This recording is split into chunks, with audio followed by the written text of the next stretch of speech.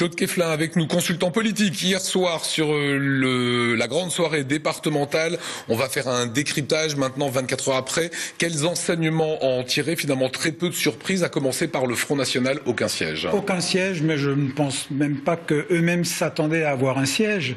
Par contre, il faut noter qu'ils ont fait des très bons scores. D'abord, ils étaient presque partout présents au deuxième tour, et dans certains cantons, ils ont fait plus de 40%. Donc, attention au Front National pour les prochaines fois, et notamment aux élections régionales où ce ne sera pas la proportionnelle intégrale, mais néanmoins, ils auront beaucoup d'élus, et Madame Le Pen prévoit même que l'Alsace, Champagne-Ardenne et Lorraine sera un département qu'elle pourra une région qu'elle pourra conquérir. Donc ils sont en train de passer leurs élus et leurs candidats à la lessiveuse. Vous avez remarqué, ce sont des jeunes gens, hier soir on l'a vu, des jeunes gens qui présentent bien sous tout rapport, le gendre idéal, et ils sont en train de créer leur force de candidature pour les prochaines fois. Alors attention, parce qu'ils peuvent être très très dangereux. Alors là on est au CG67 sur ces images, l'Alsace est bleue, d'ailleurs comme le reste de la France. C'est la meilleure opération qui pouvait être pour l'UMP et l'UDI? Ah oui, incontestablement, et notamment dans le Haut-Rhin où ils ont 32 sièges sur 34. C'est la grande force du secrétaire départemental de l'UMP, Éric Straumann, qui sera pour ces raisons-là élu président jeudi. Et il y a dans le Bas-Rhin, c'est un peu moins glorieux, puisque à Saverne, le candidat UMP a été éliminé au premier tour.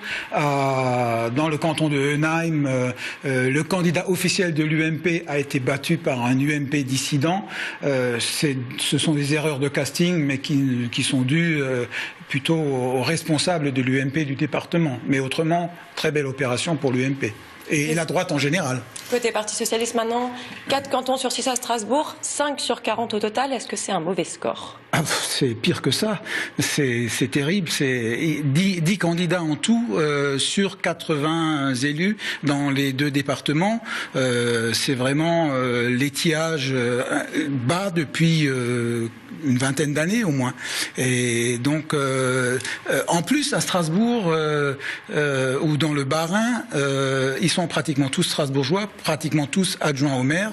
Alors je vous laisse deviner vers où porteront leurs priorités. Plutôt vers la ville, parce que là, il y a de quoi faire, il y a du concret à réaliser, l'Eurométropole, alors qu'au Conseil général du Bas-Rhin, à part le ministère de la Parole, ils ne peuvent pas faire grand-chose. Unserland, est-ce que ça a été un feu de paille? On ne sait pas. 15%, oui, 10 à 15%. Mais comme leur mouvement est dirigé contre la fusion des 3 régions pour faire la grande région, et comme les élections régionales auront lieu au mois de décembre, on peut penser que jusque-là, au moins, ils survivront, et peut-être même qu'ils engrangeront encore davantage de suffrages.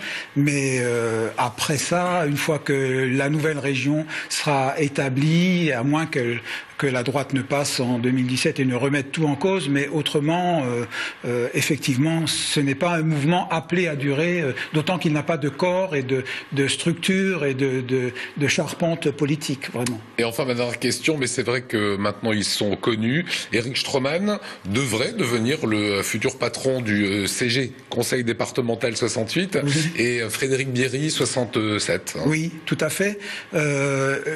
Ils n'auront pas la tâche facile, d'abord parce que ce sont des départements monocolores, monochromes, et donc c'est bien.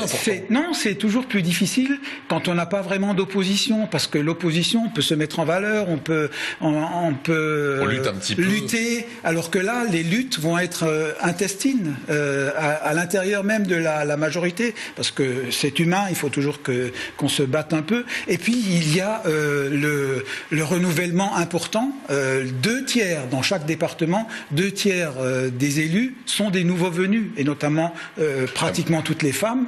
Alors ce sont des gens qui n'ont pas l'habitude, qui ne connaissent pas bien les assemblées. Et enfin, 3e élément, l'État, on le sait bien, est en train de serrer les cordons de la bourse, et donc pour ces présidents-là, leurs prédécesseurs ont mangé le pain blanc, et ces présidents-là, ils vont devoir faire face à des restrictions de crédit, la crise.